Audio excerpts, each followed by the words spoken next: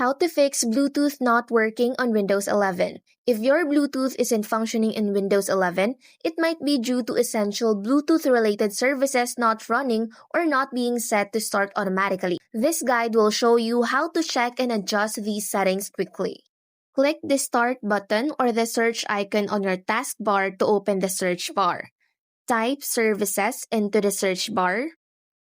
From the search results, click on the Services app. This will open the Services Management window, which lists all the services running on your computer. In the Services window, scroll down the list of your services until you find Bluetooth Audio Gateway Service. Services are listed alphabetically. Right-click on Bluetooth Audio Gateway Service and select Properties. Find the Startup Type drop-down menu and select Automatic. Click Apply to save your changes, then click OK to close the Properties window. Now in the same Services window, click on Bluetooth Support Service and choose Properties. Look for the drop-down menu for Start Type and choose Automatic and click OK. Lastly, restart your computer.